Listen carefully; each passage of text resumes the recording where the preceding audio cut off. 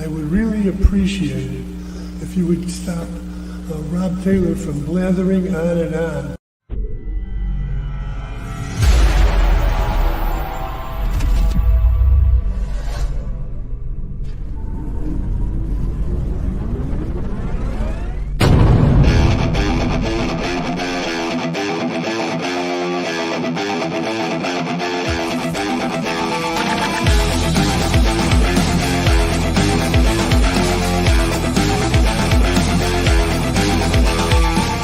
Opinions expressed by talk show hosts, callers, or guests on the Rob Taylor Report do not necessarily represent the opinions of the hosting platform, subsidiaries, sponsors, or possibly anyone else on the planet or the known universe. From the tinfoil and lead-lined broadcast bunker on the beautiful southern coast of Oregon, it's the Rob Taylor Report. So strap yourself in. Your weekly political therapy session is about to begin. Ladies and gentlemen, here he is, the nearly famous Rob Taylor. Hey, Coos County. Hello, Oregon. America, East Coast, West Coast, and beyond. I want to thank you for joining me. Today, we've got a very special show just for you. And we're going to be going over the voters pamphlet here in a second.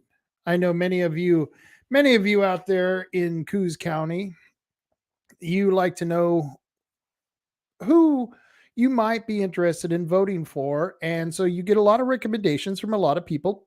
I know because I get calls from people all during the election season. As soon as the ballots go out, people start calling me saying, "Hey, Rob, who do you think we should vote for?" And of course, you know me, I'm a very opinionated son of a bitch. What can I say? I'm just very opinionated. And so I will give my opinion very, very, at the drop of a hat. I'm more than happy to give you my opinion. And there are a lot of people out there who do ask me my opinion during election time. I don't know. Maybe they're insane. Maybe they actually think I know something. I don't. I just got my opinion. That's all. You've got yours. I got mine. And I'm willing to tell you why I'm voting for someone or something. And I'm usually able to at least make an argument for or against everything that I'm voting for or against. And so for the last 7 years, probably longer, it's probably been longer than that. For 7 years before I started this podcast, I was on the radio. And for 2 years before the last 5 years when I had my own show, I was on a Jim Bice show, and me and my buddy Jim, we would do voter pamphlet reviews. We'd go over the ballot. And remember, we never tell you who to vote for. That's the last thing I want people to think, that I'm telling people who to vote for. What I'm going to give you is advice on why I'm voting for someone or against someone. And I'm going to tell you who I'm voting for. I have no problem with that. Even though we have a secret ballot, I'm still going to tell you who I'm voting for. And so that's why we started doing this show, me and Jim, over 7 years ago, because like I said, people start calling us around election time. And after the third or fourth call, it's like, here, watch the video. Here, go check out the radio show. And so that's what I intend on doing and carrying on that tradition. And so we're going to do that from here on out. And I'm going to tell you who we're voting for in Oregon. And any of you who are outside Oregon, you might get to learn who our candidates are and maybe why our state is so screwed up, because we're one of the, I would say if they had a list of screwed up states, Oregon would be near the top of screwed up states. So, I don't know. We're at the bottom of the list for a lot of things. For education, we're at the bottom of the list. We are at the top of the list for taxes. Yeah, we're at the top of the list for taxes, but for education, we're at the bottom. It's funny. We pay a shitload in taxes, but yet we get a lousy return on our education dollar. Yeah, that's Oregon. And that tells you how screwed up our state is. And so I'm going to give you reasons why I'm voting for something or against something. And we're going to go over that in a few minutes, because last week, I know I promised you, but it was such a good show and I was on such a good rant. I thought, what the hell? Let's keep it going. The flow feels good. I do have to let you know. Let's see. I'm going to put something up here, add to the stage. Yeah, there's my logo. But I got to tell you, we would normally play 3H tree service. Where's 3H tree service? That's what we normally play at this time. And I highly recommend, if you need to get some trees taken out, 541-294-1800. Call 3H Tree Service, and they can take care of those problem trees. But we have already had a winner for today's Where is 3H Tree Service. Normally, they don't get a winner until at least after 3 o'clock until this show starts. But they got a winner today. And so let me show you the winner. That gentleman right there was the lucky winner. You could be in a picture with Matt Holman from 3H Tree Service as well if you're willing to play Where's 3H Tree Service. We'll play again next Monday, but no need to today because there's the winner right now. So don't worry about going out and trying to find Matt Holman and the boys and 3H Tree Service because this gentleman already won. And I want to show you last week. This is Zach. He won last week. So we do this on a regular basis. So you can play, you can join the game if you're in Coos County and try to find Where's 3H Tree Service. I highly recommend it. You can win $50. And if you want to get rid of some of those problem trees, give them a call at 541-294-1800. And before I start the pamphlet review, I do want to let you know that there are some important meetings going on. There's a meeting that's going to be happening tomorrow at the BOC, the Board of Commissioners. It's the regular meeting. This is happening in the Owen Building in Coquille. That's 201 North Adams in Coquille. This happens 9:30 a.m. tomorrow. And I'm sorry, I got Monday there. It's actually Tuesday. I don't know why I did that. I guess I was a little confused, but no, it's tomorrow. It's Tuesday at 9:30 a.m. And there is one issue on the agenda that I thought was kind of interesting. They're going to be giving away the forfeited guns or firearms, and they're going to be deciding on whether to allow the sheriff to do that or not. And I'm going to go tomorrow because I'm kind of curious why or how someone forfeited their firearms. I imagine that it's usually someone who used a gun in the commission of a crime, or it was a felon who was caught with firearms. And of course they shouldn't have firearms. So we're going to be doing that tomorrow. And, so just ignore that Monday. It's supposed to be Tuesday, 9:30 a.m., Tuesday, May 7th. And definitely go to the BOC meeting. And of course, there's a work session that I got to remind you folks of that's happening on Monday, the 13th. This one's actually happening on Monday. I'm not kidding you this time. 6:30 p.m. Monday at May 13th, the Board of Commissioners is having a work session on structures and county right-of-ways. If you are living in the unincorporated area of Coos County, you need to attend this meeting and see where they're at as far as the right-of-ways. I mean, they were having some 60, 50, 40-foot setbacks from the center of the road. I got to say that because John Sweet gets really mad if you don't make that determination. But yeah, they were having 40, 50, 60-foot setbacks from the center of the road, which means that your property, your fence line, if it's only 7 feet back in the right of way, you could be forced to move that fence back. But they're changing those rules because they realize that enforcing stupid laws only gives you stupid prizes. And the county commissioners have come to their senses and have realized that they're going to change that ordinance and change the rules so that you don't have to pay for all the permitting fees that they were demanding. So this is happening not this Monday, next Monday at 6:30 at the Oaks Pavilion at the Coos County Fairgrounds.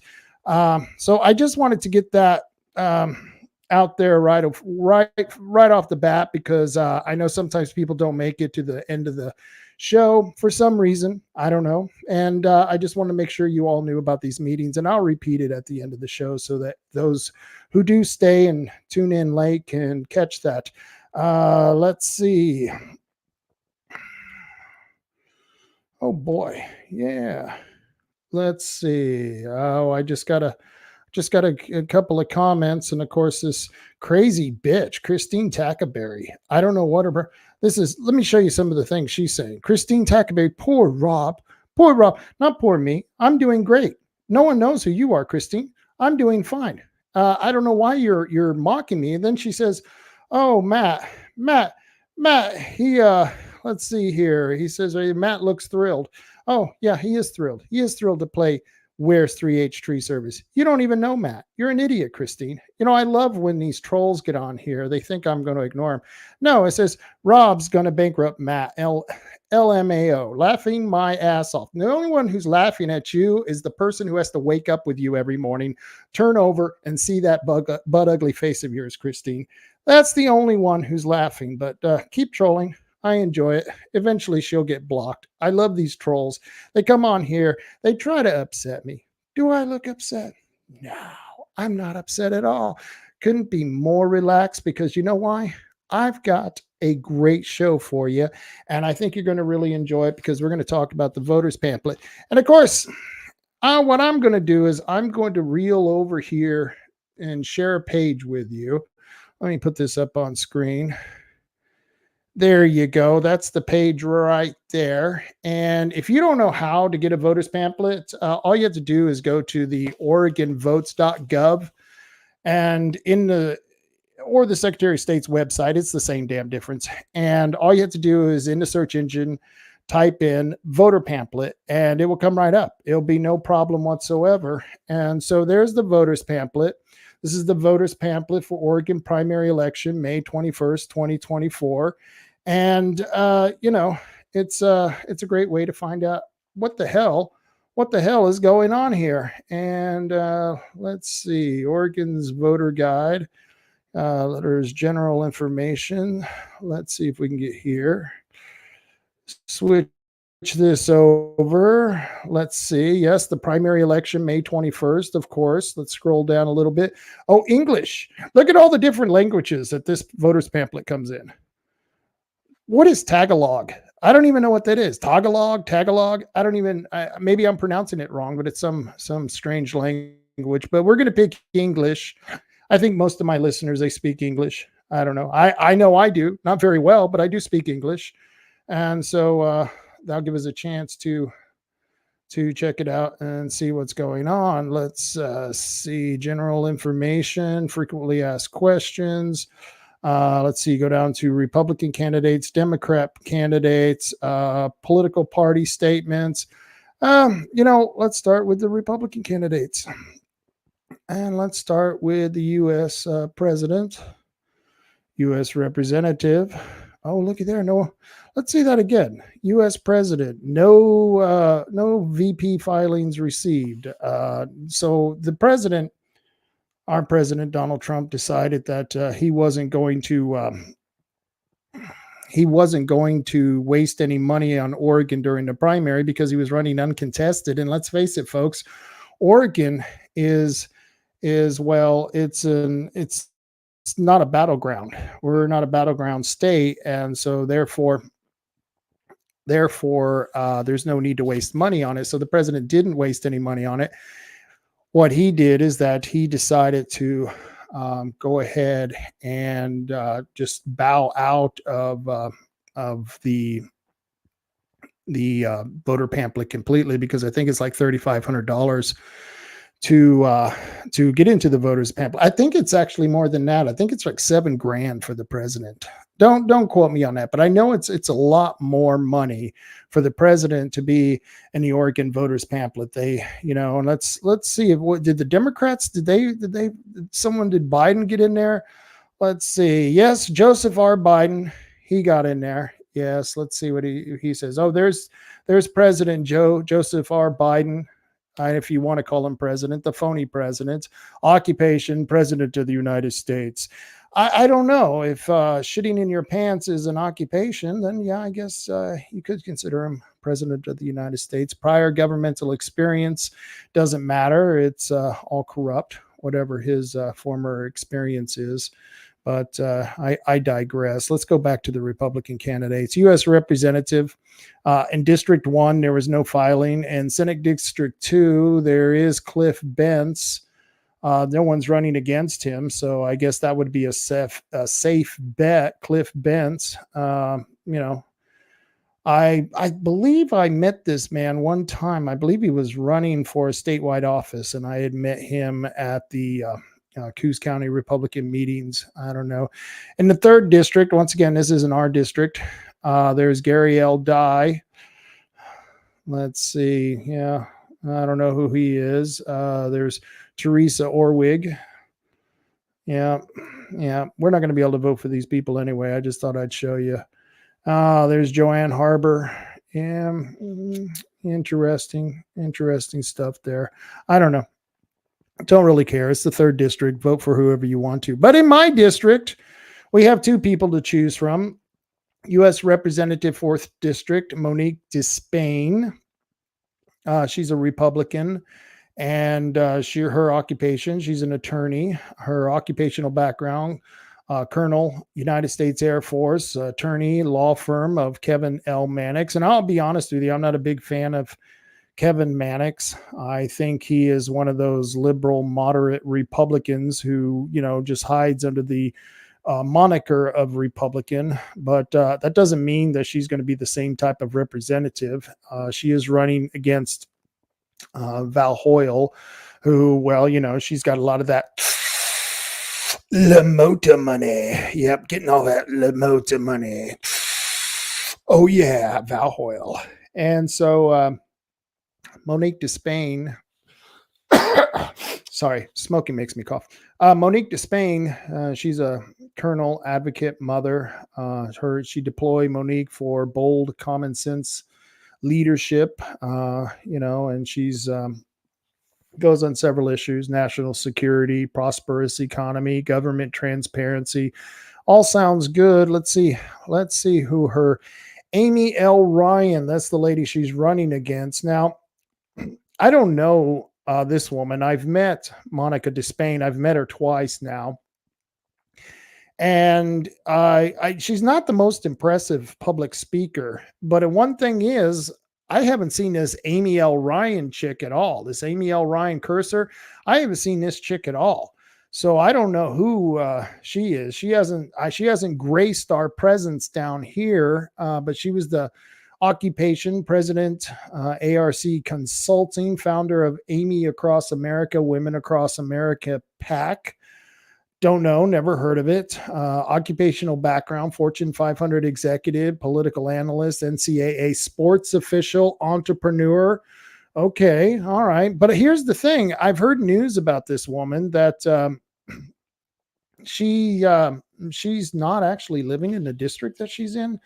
I don't know. That was I'm not saying that's an absolute fact. I'm just saying there were rumors going around and I saw stories on her. So I'm going to be choosing in this one. I'm going to be picking Monica Despain for this one. I'm going to give her a chance.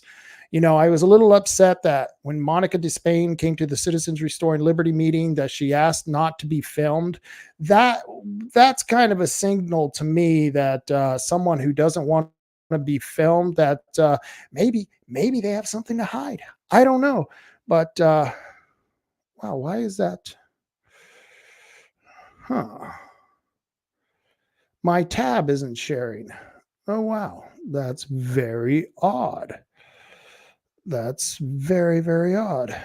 Let's share this tab instead. How's that one?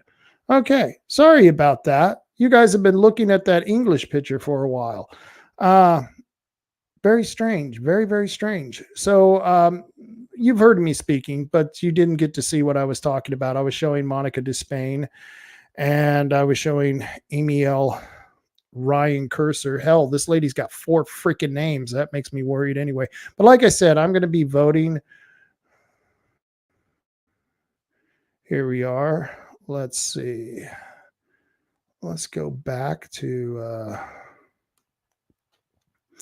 Yep, this is the one that we're sharing. View tab and the StreamYard. Yeah, this is the tab we're sharing. Yep. And this is Amy L. Ryan. Boy, I'm having some technical difficulties here, but I have a lot of difficulties. So in the 4th district, I recommend Monica Despain. Now let's go down to Secretary of State. And once again, these are all Republicans because of the fact that This is a Republican primary.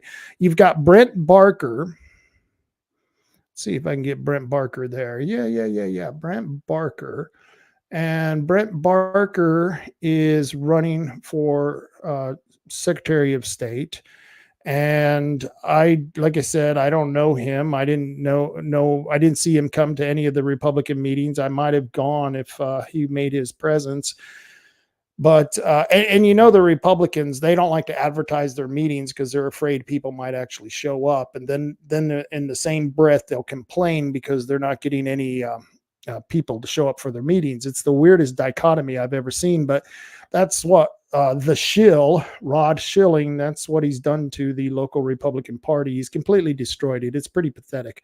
But this is Brett Barker, and this is a statewide election race here for the Secretary of State. And then he's running against Dennis Linthicum. Now, Dennis Linthicum, he's a straight A Republican voter. I used Dennis Linthicum from the Senate when he was a senator. His wife is running for his position right now because he's not allowed to run. Why? Because Tim Knopp is a Republican bastard who sold out the other Republicans. And so Dennis Linthicum here is running for office for the Secretary of State. I think this is a great idea. I think he reminds me of another Dennis Richardson, who is also what I would call a down the middle of the line fair person. I think he could be a very objective person. I think he would be perfect as the Secretary of State. Now, I did have him invited for the show, and because I became so controversial, actually I became very toxic.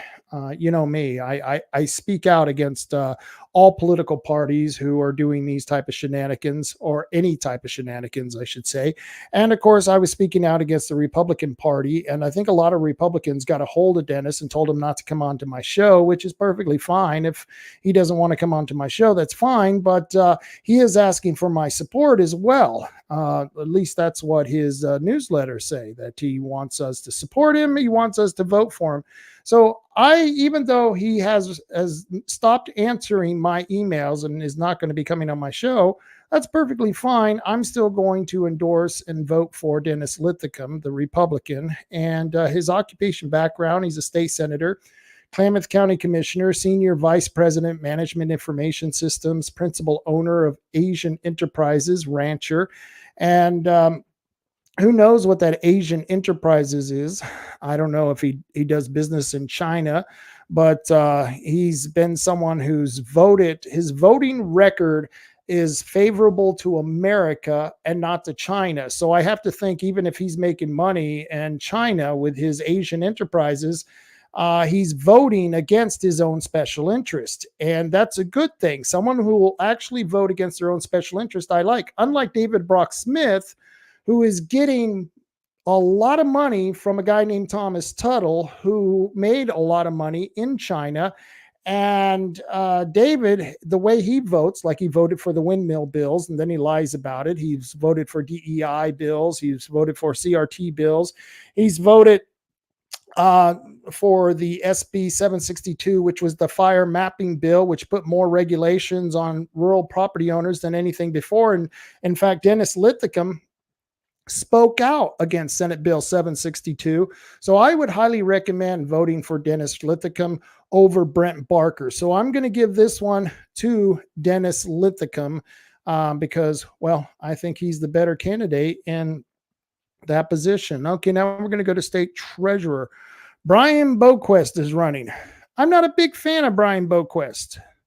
Not a big fan at all. And all you have to do is go to Oregon Firearms Federation and type in his name, and you will see why Brian has a few problems. He's not the biggest supporter of the Second Amendment. I mean, he's willing to compromise on the Second Amendment, and I've got a few problems with that. But and he's not running against anyone. So since he's not running against anyone, and he will face a Democrat opponent, I'll worry about voting for him when we get into the general election. But right now, Brian, he doesn't deserve my vote. And I'm not going to be voting for Boquist because he's the only one who's running and a Republican primary for state treasurer. So this is how it goes, folks. If you are a Republican and you're the type of Republican that I can't stand, then I'm not going to vote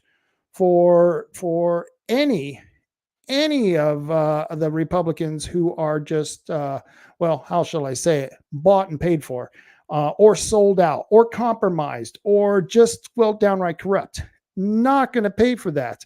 And so I'll tell you what, I just, this is how you get a better state party or better state leaders is just because someone has an R after their name doesn't mean they should be sent to office. And there's a lot of Republicans out there who do that. They say, oh, well, he's the Republican. We're voting for him because we're Republicans. That's just not working very well. It's like saying I'm a Catholic, so I'm going to vote for the Catholic priest. Even though they're sleeping with little boys, it's okay. They're Catholics. I'm Catholics. We're going to vote for them. No, that's not how you vote for people. You vote for people based on their integrity. And so for state treasurer, I'm going to leave that blank. In fact, you know what I do? I put in none of the above. None of the above, or NOTA, nada. None of the above. And that way, I don't have to deal with any of these people. It's a beautiful thing. And so, so for state treasurer, vote for Brian if you want. I'm not going to be voting for Brian. Personally, I'm just not going to do it. Not something I'm looking forward to. Attorney General, we've got Michael Cross, and I've met Michael Cross. I've met him a couple of times. I helped him when he was doing that recall Brown, a recall on that. Governor Brown, she was being recalled 3, 4, 20 times. I forget now, but I helped on all of those. I hope Joe Teal remembers how much I helped her get signatures for that. Joe Teal, she's with the local Republican Party. I've had her on my show as well. I hope she remembers all the help I've given her over the time. But I helped with getting those signatures, and I stood in the fairgrounds every day, almost all day long, 5 days at the fair gathering signatures. And one of them was Michael Cross's recall petition.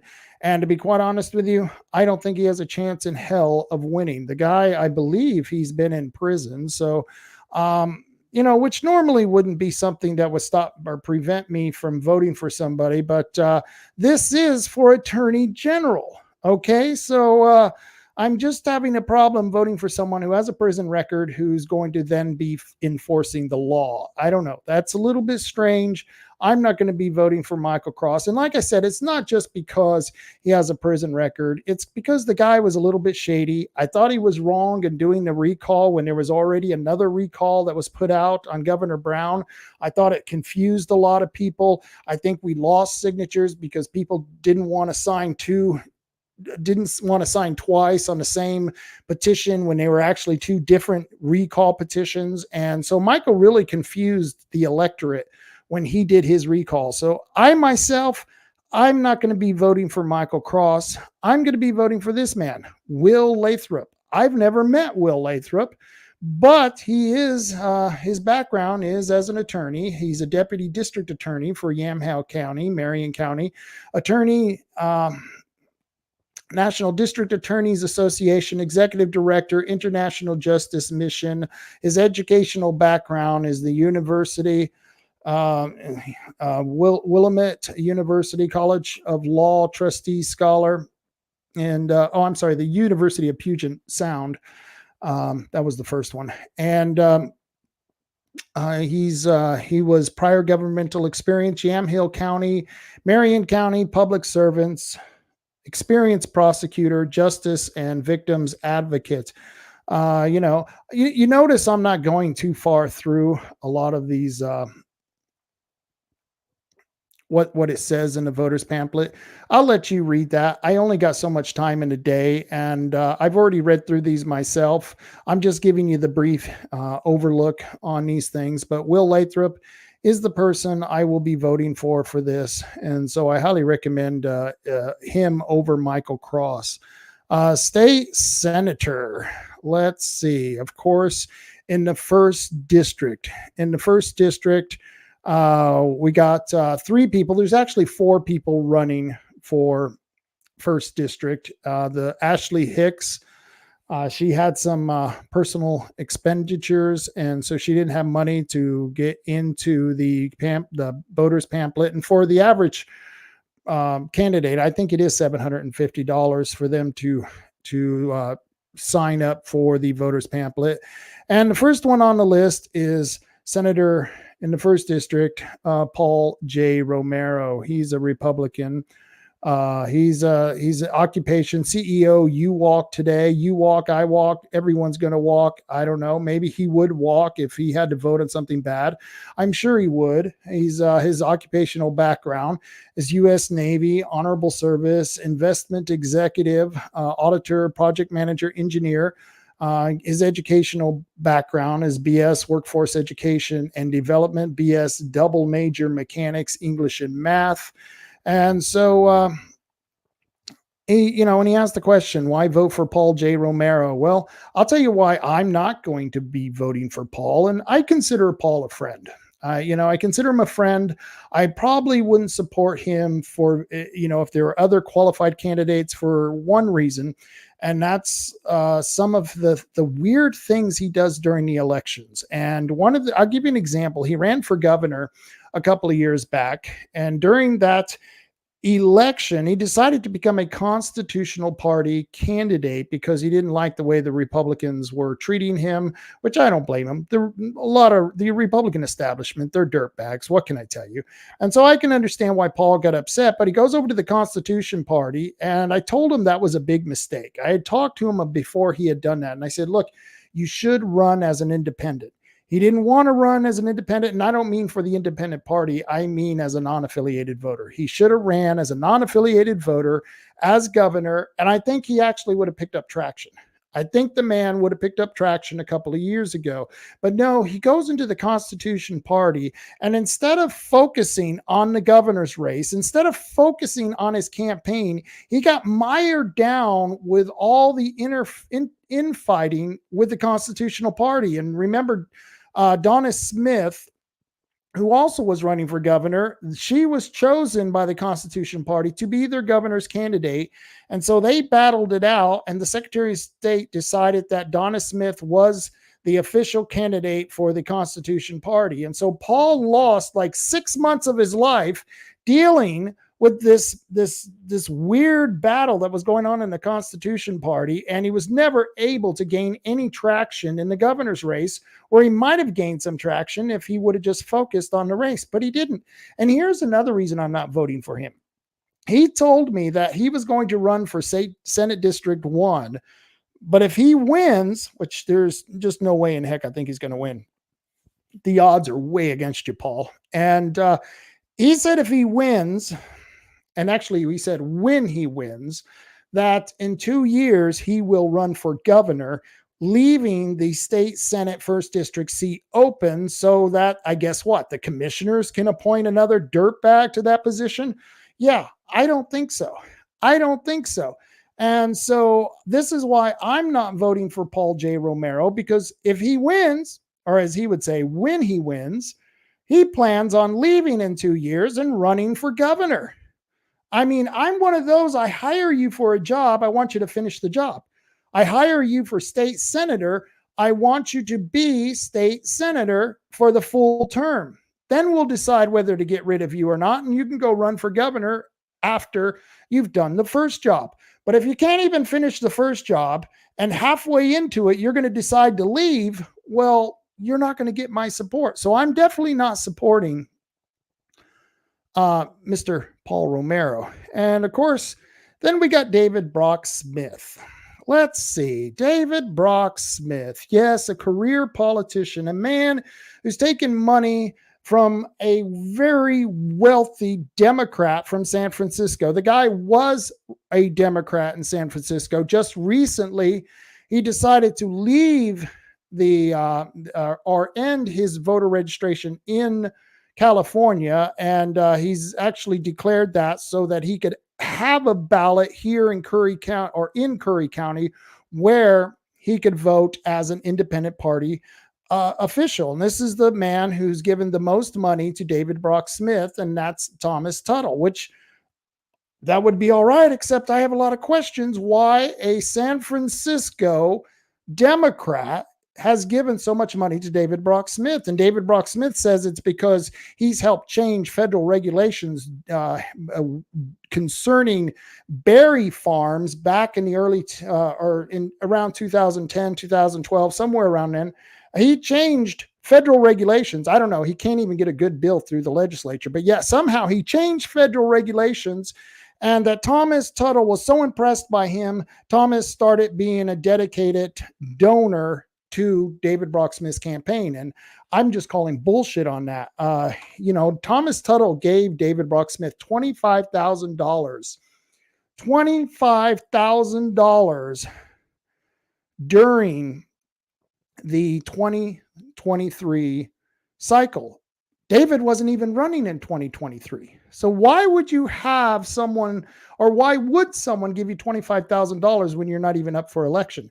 To me, it sounds like payola. Sounds like David is bought and paid for by a Democrat from San Francisco, who, by the way, allegedly was committing voter fraud. He voted twice in the same election in 2018, allegedly, according to the county clerk of San Francisco, California, and of course, the county clerk of Curry County. And I've proven that. I've submitted all the documentation I need to prove that.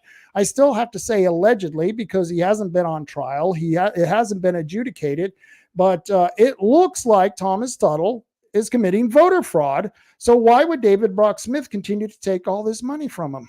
Sounds like David is bought and paid for. He's a bought and paid for whore. He, once again, is voting with the Democrats. I've said this time and time again on my show. I've told you about Senate Bill 762, which was the fire mapping bill. It's driving up the cost of our insurance. I recently did a little more investigation into that, and there are several insurance agencies who are claiming that because of this 762 bill, that insurance prices are going up in the rural area. And we got more regulations due to Senate Bill 762. And David is lying about House Bill 3375, which fast-tracked and facilitated the windmill project. Yep, he supported that project. I don't care what anyone says, he supported that project. We have the videos. Later on, if I got time, I'll play those videos for you. But he supported that bill, and anyone who supports this type of unreliable energy for the United States energy grid, all they're doing is benefiting China, and it's to the detriment of the United States. I'm not going to support someone who's voting for China and voting against the United States. And then you have to put on top of it, this is the man who sponsored the bill that turned over the Elliott Forest, a forest that had over 400 people working at the production or the harvesting of the timber off that forest. 400 jobs completely destroyed. The school common fund lost $200 million a year because, well, I don't think it was that much. That may have been a little too much, but the school common fund lost millions of dollars because David Brock Smith wrote the bill that turned the Elliott Forest from a good working, very well managed forest into, well, an environmental haven. He turned it over to the environmental lawyers. Melissa Cribbins. Remember Melissa Cribbins? Hi, Melissa. Well, Melissa Cribbins, she's good friends with David Brock Smith, and she was appointed to the chair of the committee that was created by the bill that David Brock Smith sponsored. And she, of course, put a bunch of attorneys on that board who were environmentalists. Luckily, Dr. Bob Zybach, I believe he was on that board at one time. And at least we had one good guy on there. He's fighting against that bill that David Brock Smith passed. Still to this day, even though the bill now has sunsetted, the Elliott Forest is up for grabs. We don't know what's going to happen to it. But you can thank David Brock Smith for writing the bill that turned a good working forest into a research forest where now the school common fund is losing money, and we lost over 400 jobs. Thanks, David. Great job. Doing a great job of destroying work and jobs in Coos County and Douglas County. What a great guy. And, on top of all of this, David Brock Smith personally attacked my radio show. He attacked a friend of mine who had a newsletter, and he went after her advertisers. He threatened to go after my advertisers. The Republican Party threatened to go after my advertisers at the behest of David Brock Smith. So I'm not going to support somebody who will personally attack you because you call them out for what they say and what they do. And this is the problem with Republicans right now. Republicans want your support, do or die. They don't care whether their incumbents are doing right or wrong. If they're a Republican, you should support them. And that's the party's stance right now as far as the establishment. If you look at the party's platform, there's actually a part of the platform that says not only do we have a right, we have a duty to call out our representatives when they are doing wrong, and we shouldn't have to worry about retaliation. Well, not David Brock Smith. David Brock Smith goes after anyone who questions him. This is an evil man. Just look at that fat face right there. This is a man who was bullied on the school ground by children, and now he has to bully everyone else because he was lucky enough to be appointed senator. The problem is that when you're appointed senator, no matter how wrong that appointment is, you get to run as the incumbent. So we had to fight very hard against him. And so I'm definitely not going to vote for David Brock Smith. If I could vote against him or somehow vote to have him put on Devil's Island, that's what I would vote for. But the man that I'm supporting is Todd Vaughn. Todd J. Vaughn. This is the man that I'm supporting. His occupation, logger, timber cutter, firefighter, small business owner. He's like you and me, folks. This is an average man. And I'll tell you, I got the privilege of being able to go around knocking on doors with Todd Vaughn. And we got to talk to a lot of people in Senate District 1. And as we were knocking on doors, there were a lot of people, not a single person mentioned David Brock Smith, because I don't think most of them know about him, thank goodness. But we got a lot of votes for Todd because Todd was shaking their hands and explaining to them that he's just the average guy. He's just a guy who is just like them, who's when he gets back to Salem, if he's sent to Salem, if he's lucky enough to win this election, he's going to stand his ground against the Democrats, the leftist Democrats who have taken over our state. The leftist Democrats who David Brock Smith is aligning with, who is working with. No, Todd Vaughn is going to fight those people. He's going to hold his ground. And that's why I'm supporting this man. He's not a career politician. He's not someone who's held office before. He's like you and me. He supports Donald Trump. He has a small business of his own, and it has nothing to do with the windmill business. I know David Brock Smith is lying about that, saying that Todd Vaughn is going to make a fortune off the windmill industry. It's just absolutely ridiculous. In fact, over the last month, I've been to a couple of windmill protests, and Todd Vaughn was there. Why would Todd Vaughn be at a protest against the windmill projects off the coast of Coos Bay and Brookings? Why would he go to those protests if he supported the project? Well, he wouldn't. He wouldn't. David Brock Smith, he voted for the bill that fast-tracked the project. Todd Vaughn puts his money where his mouth is and actually goes to these protests. He has said every single time he is opposed to this. He's opposed to wind energy. He's opposed to solar energy. If it worked, I would support it. But this is a smart man here, and he's going to do everything he can to make sure that he stands against the Republicans in the House. Now, let's see, 2nd District, 5th District, 9th District, 12th District, 14th District, 18th District, 21st District, 22nd, 23rd, 25th, 27th, 28th, 29th, and 30th District are all up for elections. and that is for the Senate, state senator, all those districts, and we're in District 1. Some of you are in Dick Anderson's district, District 5. And Dick Anderson, or Dick Anderson, as we call him, Limp Dick Anderson, I would just vote against him on principle. I would write in nada or hell no, but I certainly wouldn't vote for Dick Anderson. And I apologize to everyone who I asked you to support him when he was running 4 years ago. I apologize to all of you when I asked you to support this guy. My bad. I don't know. I thought he was a good Republican. He's not. He's a dirtbag, and I wish I could take back my vote back then.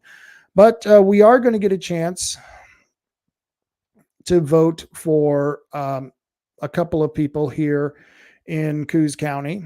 We've got two in the first district. That's Southern Coos County, and you got Court Boyce. Court Boyce, he's taken Thomas Tuttle money. Court Boyce, his voting record is no better than David Brock Smith.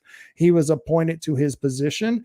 And as far as I'm concerned, just looking at his experience on the commissioners as a commissioner, and you don't have to take my word, call the commissioner's office in Curry County. And when the secretary for the commissioners answers the phone, just ask her, what does she think of Court Boyce? She told us she had no problem. She said, I don't like the man. I'm glad I don't work for him. And she's happy with the commissioner she has today. So don't take my word for it. Call the Curry County Commissioner's office. And when the secretary answers, she's a very nice, lovely young lady. She'll tell you exactly what she thinks about Court Boyce. He's a dirtbag. I wouldn't trust him farther than I could throw him. And I highly recommend that you once again vote nada, none of the above. Now, if you look in 2nd District, there's no one running against Virgil Osborne. In the 3rd District, Dwayne Yunker, even though he's supported by Off, it's just odd that there's no one running against him. Same with the 4th, 5th, 6th, 7th, 8th District, even the 9th District, which is Northern Coos County. That's Boomer Wright. His voting record is even more dismal than David Brock Smith's. Well, what do you expect? He's a former teacher and principal. He came from K through 12 education. So can you really trust anyone? I mean, you look at schools today, it's hard to trust anyone who came from the education system. If they haven't spoken out against their employer, if they haven't spoken out against the system, then they certainly aren't someone I would want as a state representative. And like I said, he works with people like Drew Farmer on things. He works with the left on a lot of different issues. He's willing to compromise with the leftists and walk across the line. And I personally, I wouldn't vote for Boomer Wright at all. I wouldn't vote for him at all. So, but I'll let you decide for yourself. I would put nada in for Boomer Wright. Look at all these districts. No one's running against these Republicans. And why would anyone run against the Republicans? It's any of these Republicans, if they are incumbents, you're going to have to fight the party establishment now. That's the new rule with the Republican Party. You have to fight the establishment. Well, except for the one that Christine Drazen is running for. Let's see if I can get that. Yeah, it's Christine Drazen and James Heeb. Haven't gotten to that yet. Let's see. I forgot. I think it's District 50. I need to go up here a little bit. District 50. Yeah, Christine Drazen and James Heeb. This is the only abnormal, anomaly that is happening right now. The establishment is supporting Christine Drazen because she's an establishment candidate, but yet James Heeb is the one who is the incumbent. And this shows you how the establishment has no convictions to their principles, because in this race, 51 district, and this is up north, we won't be voting for him here in Coos County. But if you are in District 51, I highly recommend that you vote for James Heeb. James Heeb way outrepresents Christine Drazen. Christine Drazen is a watered down Republican. She is someone who does not have your back on the Second Amendment. She does not have your back on First Amendment rights. She also voted to put tampons in the boys' restroom. Why would you even put tampons in the boys' restroom? James Hebe, he's actually fought for this country. He was wounded in his service to this country. That alone says that this man has the balls to stand up against the leftist politicians, the Marxist, the leftist extremists who are in Salem, who are trying to destroy this state. He's the one who's going to stand up against those people. Christine Drazan? No, Christine Drazan, she's buddies with David Brock Smith. She's no better than David Brock Smith. So I highly recommend that if you are in District 51, that you vote for James Hebe. 52, look at that. More people with no challengers. It's really sad. Well, 57's got a challenger. 59th, Vicky Breezy Iverson. Of course, no one's going to challenge her because she is the queen of the establishment. Yeah, she is the queen of the establishment for the Republican Party. So, of course, no one's going to run against her. And if they did, they would have had their whole lives destroyed by the lies and defamation of character that the Republican establishment would have thrown at them. I mean, what they've said about Todd Vaught is just absolutely, it's ludicrous. It's just outright ludicrous. And those right there are our state officials. That was President, U.S. Representative, Secretary of State, State Treasurer, Attorney General, State Senator, and State Representative. All of those who are Republicans in the voters' pamphlet. I told you I was going to go over that. Damn, that took forever. Ay, ay, ay. So let's get back here. Oh, let's see the comments going on. Oh my gosh. Christine Tackleberry. Let's see what she, oh my God. Then Rob Taylor can't be trusted at all. F you, Rob. Oh yeah, that's real brilliant. Yeah, she's such an intelligent person. Boy, she's still trolling me. It's so funny. I'm going to block her after this because, what can I say? You don't want some ugly bitch like that bothering you. And I feel sorry for her parents. Her parents must be really ashamed. They must go to bed at night thinking, why the hell did we have this creature of a child? How did we have this creature called Christine? Why did we even name her Christine? I don't know. Maybe because she's an ugly bitch, and that's the best name they could come up with because they were trying to be nice to her. I don't know. She's a woman so ugly they had to tie a pork chop around her neck just to get the dogs to play with her. That's how ugly this bitch is. And she's trolling me. Very sad, Christine. But I digress. Let's see. Yes. I got my voters pamphlet. I went to the mail today. Excuse me. I went to the mail today and I got my ballot. So we just went over the state offices that are running. And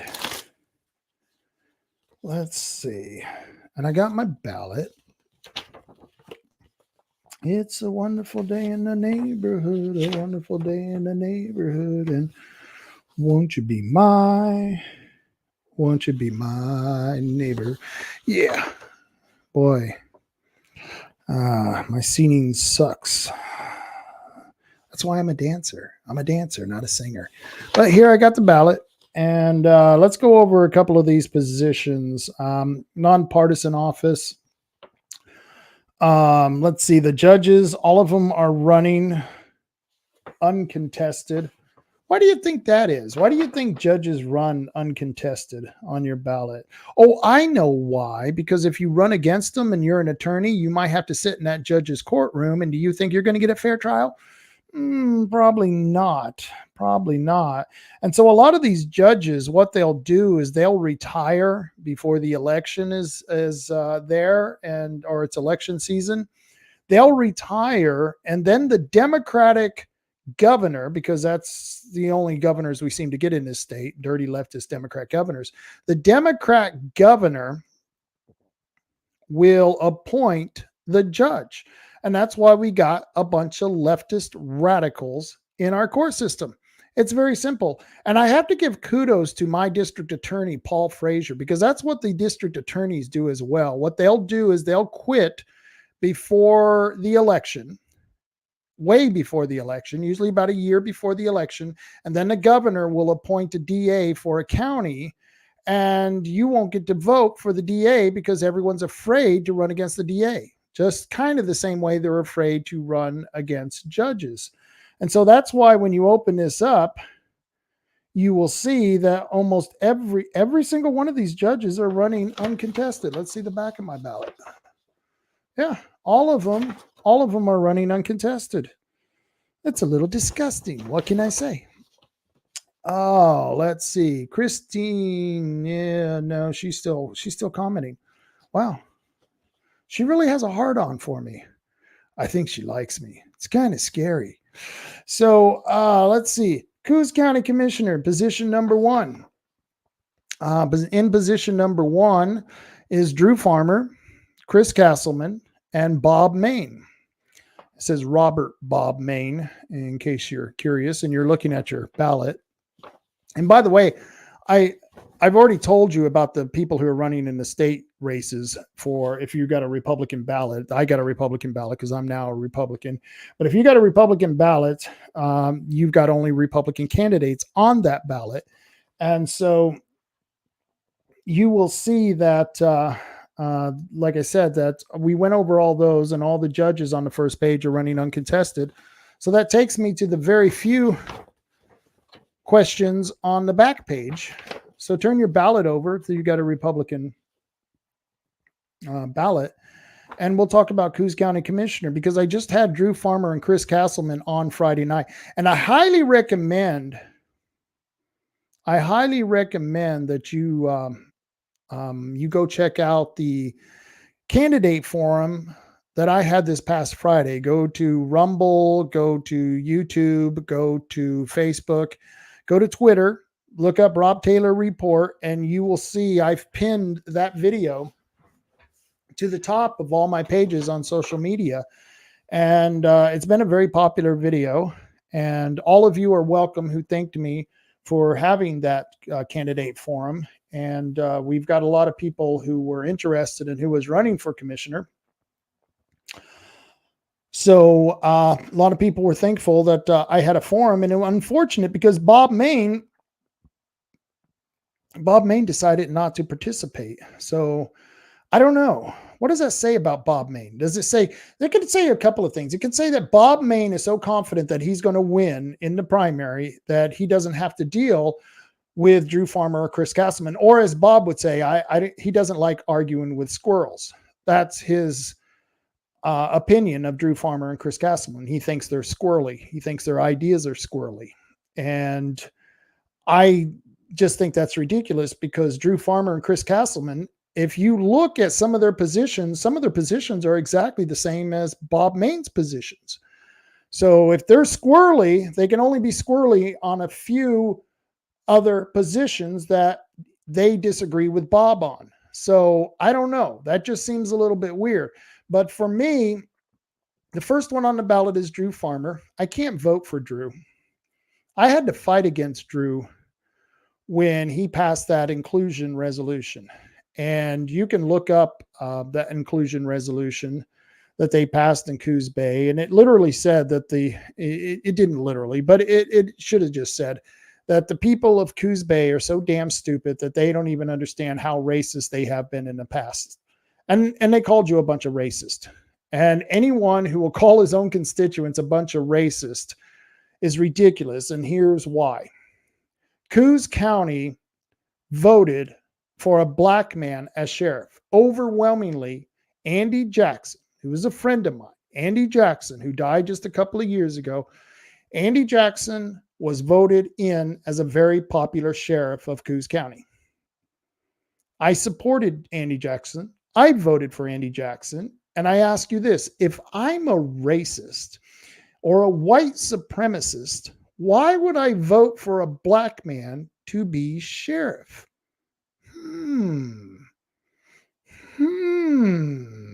It really makes you wonder. How can you be a racist and yet vote for a black man? I don't know. And so the majority of the voters did vote for Andy Jackson. So how can a county that's as racist as Drew Farmer thinks we are, how can a county vote for a black man to be sheriff? I'm just curious. If anyone can answer that, please let me know. And then we went on to vote for Andy Jackson to be a county commissioner. He was a very popular county commissioner. I met with Andy Jackson many times when he was a county commissioner. I sat in Andy's office and had a lot of long conversations on things like urban renewal, things like the law and how the courts should be handling criminals, how the sheriff should be handling criminals. And yet, I was called a racist and a fascist and a white supremacist. And yet Andy Jackson, a black man, I consider him a friend. We campaigned together. We worked very hard on different issues together. I supported the man. I wrote letters in support of the man. How can a county that's as racist as Drew Farmer thinks the people of Coos County are, how can we be racist and yet vote for a man several times to be in office in positions of powerful authority as sheriff and as county commissioner? Well, maybe we're not racist, and maybe Drew Farmer is a little confused. Yes, I think Drew Farmer is a little confused. So that's one of the reasons I can't vote for Drew, because I don't like being called a racist by a man who obviously is that confused. Then there is the pride flag. He voted to have the pride flag displayed on a flagpole in Coos County on the boardwalk. And of course, I went there and said, well, that's beautiful. I have no problem with the pride flag. It's a beautiful flag. But the thing is that this is the city who's flying the pride flag. And Drew Farmer is a city councilman for Coos Bay. And so I asked him, I said, and I asked the rest of the council and the mayor, I said, well, if we're going to fly a pride flag, which I have no problem with, it's a beautiful rainbow flag. And I said, why don't we have the Christian flag? Why not have the Christian flag? Oh, you know what they said? Oh, no, the Christian flag is offensive. And of course, I laughed and said, oh, I'm sorry. You don't think the pride flag is offensive to some people? Not to me. I don't care. I don't care who you take to bed. I don't care who you're diddling, as long as they're above 18 and they're all consenting adults. As long as they're consenting adults, I don't care who you diddle. Diddle away. As long as everyone in the room is good with it and everyone is over 18, I have no problem. I think that's your right. If you want to diddle, if you're a man who wants to diddle other men, or you want to diddle several other men, or you want to diddle women, several other women, or a combination thereof, I don't care. If you want to diddle goats, the goat better be over 18. That's all required. And that goat better be consenting. And once again, if they can't say no, then it means no. And so I don't understand why Drew Farmer made such a big issue about the pride flag, because I don't think people here are homophobic, transphobic. I don't think they hate gays. I imagine that everyone in Coos County knows a gay person and has no problem with it. And in fact, I imagine a good portion of the people in Coos County have a gay person or a trans person. Not so much, because they're not a huge population, maybe 1 or 2%, if that. But I imagine that every Coos County family has a gay person in their family that they love and cherish. Even though they may not like the fact they're gay, they still love and cherish that gay family member. Well, Drew Farmer thinks that all of us are transphobic. Not only does he think we're racist, he thinks we're transphobic and homophobic. Au contraire, mon frère. We are not. We just believe that if you're going to display one flag from one group, that you should display every flag from every group. That means if a Christian wants a Christian flag to fly over Coos Bay, well, then they should have it. If a communist wants to have the communist flag fly over Coos Bay, well, then they should have it. If a bunch of patriots wants the Gadsden flag, the flag with the snake that says, don't tread on me, if they want that to fly over the boardwalk, then they should have it. That's called equality. But Drew Farmer doesn't believe in equality. He believes in equity, where they take certain groups based on perceived discrimination and perceived oppression, and they put them at the top of the food chain, and then they give them special privileges, special rights. Well, I'm not for that. I'm for equality. I'm all about equality, folks.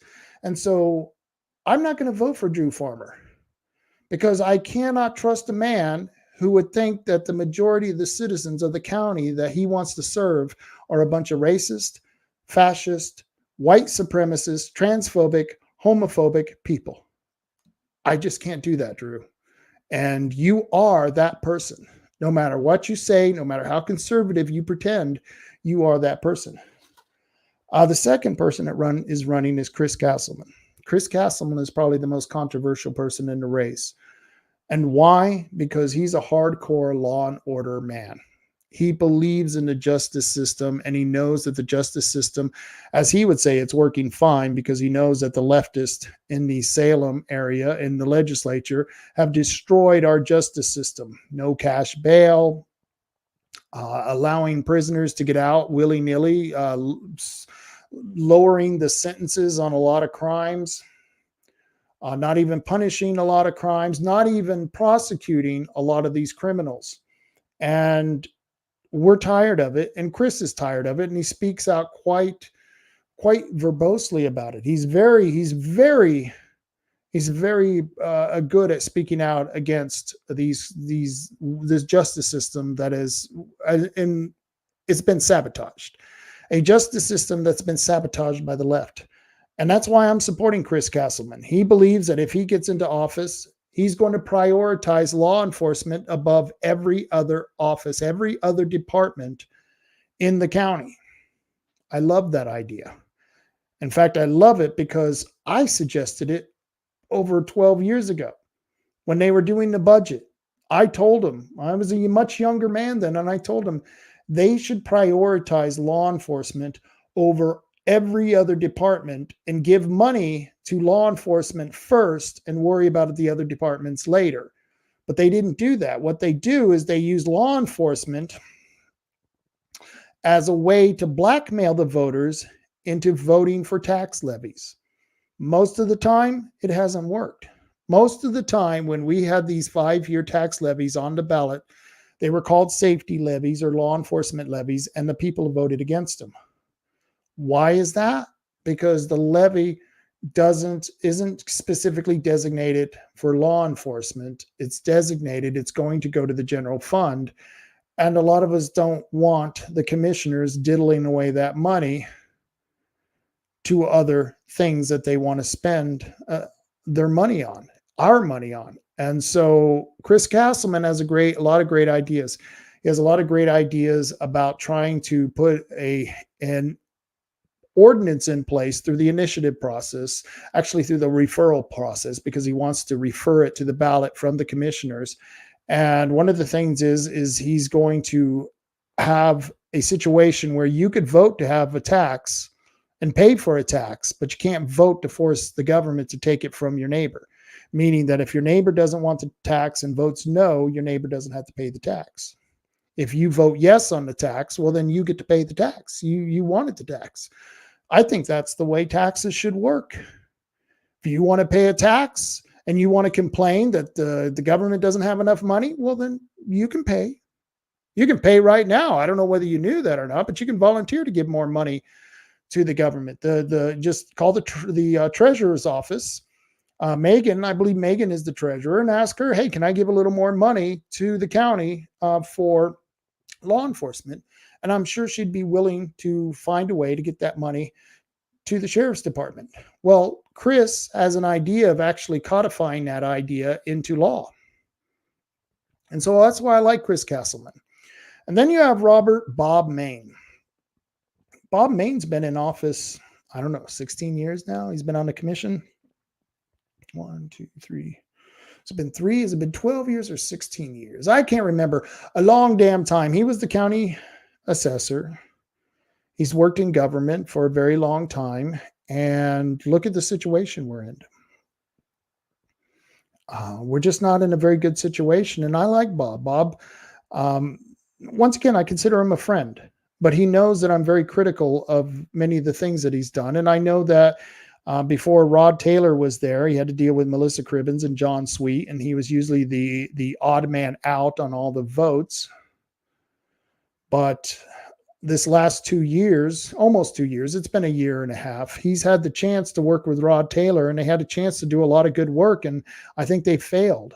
and a couple of things they should have done. First thing they should have worked on is getting a district specifically designated, a permanent taxing district for the sheriff and the DA's office. And they can't say that they didn't know about the people wanting this, because me and Matt Wilbanks, we actually went to the commissioners meeting and we asked the commissioners, Bob Main, Rod Taylor, and John Sweet, we asked them to put or create a tax levy, a permanent tax, a taxing district designated for the sheriff and the DA. And we believed that people would vote for it if they knew it was really going to go to the district attorney's office and to the sheriff's office. But they didn't do that. And so I can't support Bob Main because he has a lot of the same views as Chris Castleman, and Chris Castleman has a lot of the same views that Bob Main has, but I can't vote for Bob because he's been there this long and nothing has changed. I can't vote for Drew Farmer because he thinks that the citizens are racist, fascist, white supremacists, homophobic, transophobes. And so that leaves me with the person that I think would be best as commissioner, and that's Chris Castleman. And so I'm voting for Chris Castleman in this position. Chris Castleman for Coos County Commissioner. And I hope you consider Chris Castleman. I know he's what we call a diamond in the rough. He's not polished. He's not a polished politician. But look what the polished politicians have done for us. Biden, he's a polished politician, or at least he once was before he lost his mind and crapped his pants. Yes, he was a polished politician, and look what he's done for us. Look at anyone, even, Paul Ryan, Mitch McConnell, all of them polished politicians. And what have they done for the Republican Party? Not a damn thing. They've damaged the party. They've damaged our country. And so I myself am tired of polished politicians. I want someone who doesn't speak like they speak, that very monotone, very circumspect voice where, they're not giving you a yes or no answer. They're just giving you blah, blah, blah. They're word vomiting all over you. David Brock Smith's really good at that. So I'm going to support Chris Castleman because he speaks like I do. He speaks like the average guy. And you can talk to Chris Castleman. He's a lot more approachable. And just the fact that he was willing to go on a debate with Drew Farmer says a lot to me. It says that he's not afraid to face challengers. And I think he pretty much cleaned Drew Farmer's clock, cleaned Drew Farmer's clock, took his lunch money, and sent him on the way to school. He schooled Drew Farmer. And you can go watch that video, like I said, on Rumble, on YouTube, and check it out. And they will be debating it out right there before your eyes. So I'm voting for Chris Castleman for Coos County Commissioner. The next position is Coos County Assessor. Now, this is one that I had to do a little bit of study on because I didn't know who Jeff Etzel was, and I didn't know who Jason E. Corbis is. And I'm willing to bet 99.9999% of you didn't know either. I bet you're still sitting at home looking at the Coos County Assessor's vote for one position right there. You see that? Yeah, Coos County Assessors. Yeah, that's it, Coos County Assessor. And so let's see. Coos County Assessor has Jeff Etzel, who's a Republican and who works in the assessor's office. Then you have Jason Corbis, who also is a Republican and works in the assessor's office. Well, where do you go through from there? So I did a little of investigating, and I looked what the positions were for Jason Corbis, and I looked at what position Jeff Etzel did. And what I can determine is that Jeff seems to have more grasp on what the assessor's office does than Jason Corbis. And I really think that either one of these gentlemen, whether Jeff Etzel or Jason Corbis, wins, I think we're going to get a good county assessor. I think both of them would be good choices. But if I had to pick one, and I have to, I'm going to pick Jeff Etzel. I'm going to support Jeff Etzel for Coos County Assessor because I think he is more experienced and has a better grasp on all the duties in the county assessor's office. And that's my recommendation. Am I right or wrong? I don't know. We'll have to find out by voting one of them into office and figuring out whether they were actually the good candidate.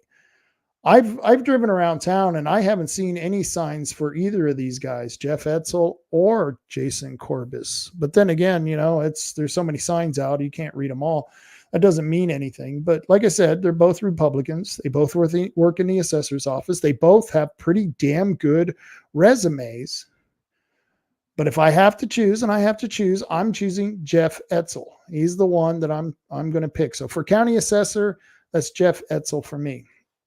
And for Coos County Assessor, there's only one guy running, and that's Michael Dado.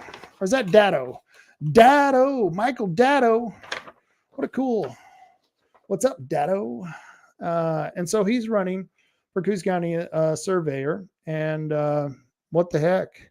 I think I'll be voting for him because, well, what the hell? There isn't anybody else. And then I can call him up and say, hey, surveyor, you need to start surveying some of those roads that they want to put 60-foot setbacks on and see where we go from there. But it's just, do you have an opinion about the county surveyor?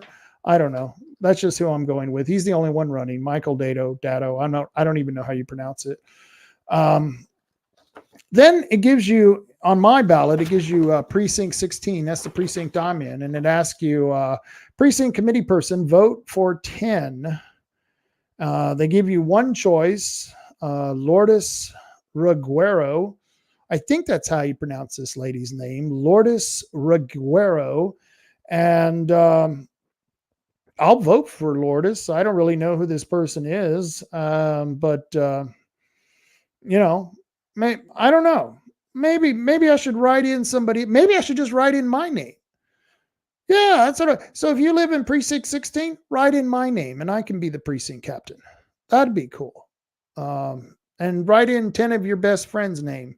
I don't know. I got a couple of friends here that are Republicans. Maybe I'll just write in a couple of Republicans that I know. And then that way I won't vote for the wrong person, because if you don't know who you're voting for, you don't know if you're voting for the wrong person. So, and Michael Dado, going back to the county surveyor, I have met him. I've seen him at meetings. And once again, he seems pretty approachable and he answers questions. But the precinct committee person, that's the person who sits on the Republican Party Central Committee and gets to vote for who is the chair and vice chair and et cetera, et cetera, et cetera. And so I don't know if Lourdes Reguero is actually a supporter of Rod Schilling or not. And if you are, Lourdes, then I'm not a supporter of you, since I don't know that. So I know Republicans who don't like the Republican establishment who's in charge of Coos County. So I think I'm going to write in their name, starting with my name. I think I'll write in my name. I'm in precinct 16.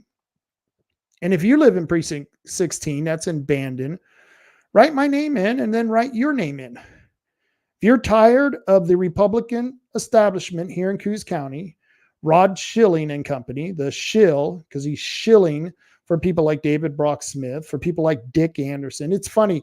Rod talks one way about Dick Anderson when he's in private, and then when he's in public, he talks another way about Dick Anderson, how he's a great representative. But in private, he says, that guy's a dirtbag. It's funny. It's funny to watch the shill for some of these Republicans, because he's part of the Republican establishment. And that's what Rod Schilling does. So I'm going to find 10 other people that I know in Bandon, and you should do this as well. What you do is if you're in a precinct and you hate the Republican establishment here in Coos County, what you need to do is find 10 other friends who have a same dislike as you have against the Republicans and write their name in. Yeah, ask them what their full name is and just write their names in right there.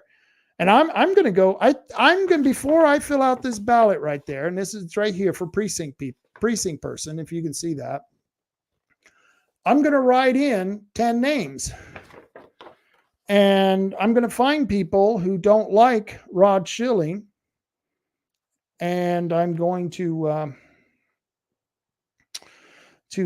try to get people who are going to vote against people like Rod Schilling, against people who is the vice chair, Michael Brainerd. I mean, Michael Brainerd, when I first saw him, I thought he was a Down syndrome kid. I thought he was mentally retarded. But apparently that's just the way he looks. And now he's the vice chair of the Republican Party. And why is he the vice chair of the Republican Party? Well, that's because he's easily controlled. He's very controllable. Rod Schilling loves Michael Brainerd because he can put him on a leash and walk him around like a little puppy dog. And so that's what Rod Schilling likes. He likes people who will do what he says. But if you question Rod Schilling and you question the Coos County Republican establishment, well, they're going to put out slideshows against you. They're going to talk shit against you. And you know what? That's perfectly fine. They have every right to do that. But they better understand we're going to do it right back at them. So put on your big boy pants. That's the real world. And so for precinct person, if you got a precinct person because you got a Republican ballot, just write in your own name and find 10 of your friends to fill in the rest of the names. Maybe your wife.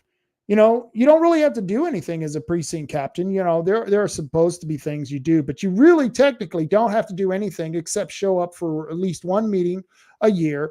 And I believe that is one requirement. And that meeting should be the reorganizing meeting where you get to vote for the chair and the vice chair and the treasurer and the secretary. That's what you should do. That's what you all should do. So for precinct committee person, I'm in precinct 16. That's banded. I'm going to write my name in. And if you would write my name in and write your own name in and 9 other people that agree with you that the Coos County Republican Party is being led by a bunch of dipshits and that it's time for a change because you're tired of being told to vote for somebody just because they have an R after their name.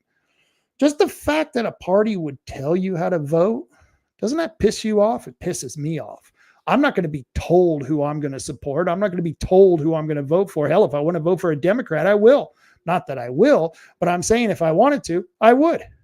And the Republican Party, well, if they don't like it, too damn bad. And here's the thing. If you get elected as a precinct committee person, they can't do anything about you being part of the party. Being part of the party central committee. No, they can't even recall you from the committee because the voters voted you in. It would take a vote of the voters to vote you out. So when you get your ballot, it's right under Coos County Commissioner, Coos County Assessor, Coos County Surveyor. It has your precinct member.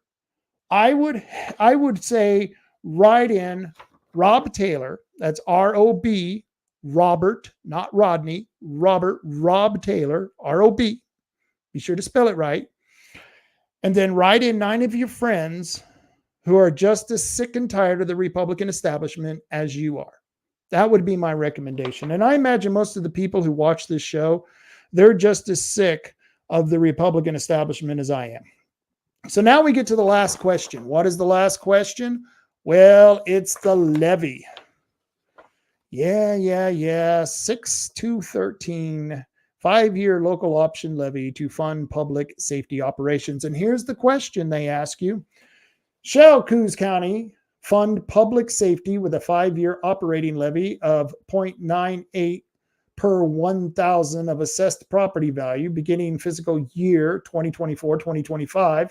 This measure may cause property taxes to increase more than 3%. Oh, joy. Oh, joy. You really think that giving more money to our jails and to our DA is going to change the broken justice system that has been broken from the top down? The legislature has broken or sabotaged our system. The leftist, Marxist, commie bastards who are in the legislature have sabotaged our system.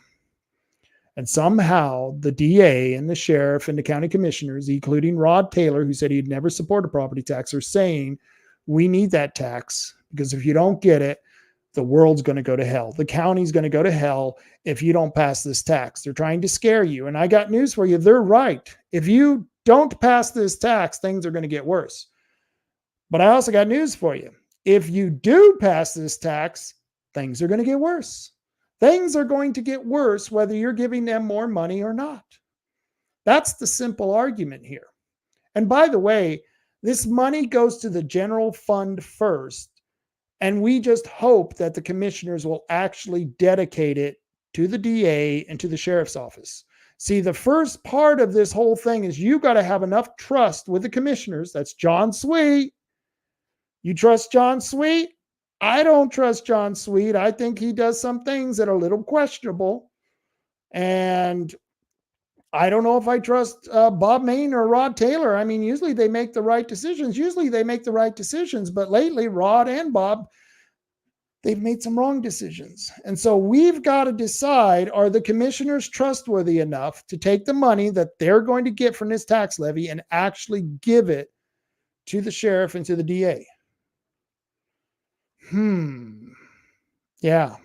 And then you got to ask the question, is giving the DA and the sheriff more money actually going to stop the crime problem in a state where the justice system has been sabotaged? Boy, those are some tough questions. A lot of tough questions we, the voters, are going to have to answer. And on this one, for the safety levy, I'm voting no. Hell no. You had time, commissioners, to create the DA's and sheriff's own taxing district, a permanent district, and you didn't do that. And I'm tired of funding libraries and museums and urban renewal, losing my tax dollars to enterprise zones, all of those things. I'm tired of losing my money. I'm tired of watching the Board of Commissioners vote $40,000 to give to Coos Health and Wellness. And this wasn't federal money. This was actual money out of the general fund from the county. They gave him $40,000 to Coos Health and Wellness. You know what they gave him $40,000 for? Snacks. Because someone from Coos Health and Wellness said that the homeless, when they come in, they're hangry. They're hangry, meaning they're hungry and angry. And the commissioner said, oh, well, let's give them snacks. We'll have snack time for homeless. You spent $40,000 of my money to give money for snacks to go to the homeless when the homeless already get all kinds of funding from the state and federal government for food. They get all kinds of money, all kinds of support from different organizations, nonprofit organizations, from the state, from the feds. Some of them are on disability, Social Security disability. Some of them, they get other federal programs, state programs, where they get money for food. And yet the county decided to give $40,000 to Coos Health and Wellness for snacks. That is a lot of damn snacks there. I don't know. How many granola bars can you buy with $40,000? Well, I guess we're going to find out, because that's what the county designated. And so, no on this tax levy. I think it's a hell no. So that's my votes. I've told you that's where I'm going with it. I told you I'd go over the voters pamphlet and the ballot. It's a regular show that I have every year, and this year is no difference. So and I'll do it next year. Well, actually, I'll do it in November. It's going to happen again in November, and we'll get to play it again. I do want to play you. I do want to go through a couple of slides over the election. Let's add this to the stage. Let's see. I don't need that anymore. Let's add this to the stage. Okay, there was that meeting. City Council meeting tomorrow. Coos Bay City Council meeting tomorrow at 6:00, Tuesday, May 7th. That's happening at City Hall building, 500 Central Avenue. I don't know what they're discussing. I didn't look at what's on the agenda, but I highly recommend you do go check out and see what's on the agenda, because if you don't go to the meetings, then don't complain to me. I mean, I hear people all the time, oh, the government sucks, the government stinks, the government did this, the government did that. And the first thing I ask them is, did you vote? You know how many times I've asked people that question who are complaining about the government, and they go, well, no, I don't vote. Okay, then I don't talk to people who don't vote, especially about the government. You had your chance to put your opinion in, and all it took was a single vote. So if you're not voting out there, I don't give a damn what your opinion is about the government. If you vote, I'm at least willing to listen to you. But if you come up to me and tell me all these ideas you have, and I say, well, have you gone to the city council meeting or the school board meeting or the fire district meeting? Have you gone to any of those meetings with your problems or your ideas? And they go, well, no. Once again, it's like, well, then why are you bother telling me? If you got solutions to a problem that's concerning a certain taxing district, if you got solutions to the city council, for the city council, or you got solutions for the fire district, or the diking district, or the school district, I don't care what district it is, we have like 79 taxing districts. And if you got an idea that would benefit any of those districts, go to those districts during their regular session, during their regular meeting, and they all usually have public comment, and ask them, can I speak on this subject? And then tell them what your idea is. Sometimes they'll even give you more time if you have a really good idea. And believe me, sometimes they're not going to listen to you. Sometimes they're going to ignore you. Sometimes they're going to dismiss you. But if you come up to me and you say you have these great ideas and you actually went to the meeting, I'm more apt to listen to you and hear you out. But if you're not even voting, don't even bother talking to me about whatever your silly ass problem is. Now here's, I was talking about Christine Goodwin. This is my problem with the Republicans. I have a lot of problems with the Democrats. They're a bunch of commie cockroaches, okay? They're a bunch of commie cockroaches who need to be stepped on, just like cockroaches. And of course, these commie cockroaches do whatever the hell they want. But now we got Republicans who are acting no better than the Democrats. And Christine Goodwin is a good example. And I thought she was a good Republican. She voted pretty well when she went into office. But she had one of her buddies create this phony gun group. And the gun group is called Oregon Gun Rights. The group didn't exist until last Friday. And this is from their webpage. I showed this last week. They even got the Second Amendment wrong on their website. They have since changed that. It says the right of the people to bear and keep arms shall not be infringed. The right of the people to bear and keep arms. Bear arms and keep them and be fringed. And, it's like a bunch of drunk people put this website together. And, and of course, I got the Second Amendment, actually, the wording to that below that: a well-regulated militia, being necessary to the security of a free state, the right of the people to keep and bear arms shall not be infringed. But it's the right of the people to keep and bear arms, not to bear and keep arms. So this is the phony gun group that was created. And it was created by a gentleman by the name of Reagan Knopp. Reagan Knopp. Tim Knopp's son.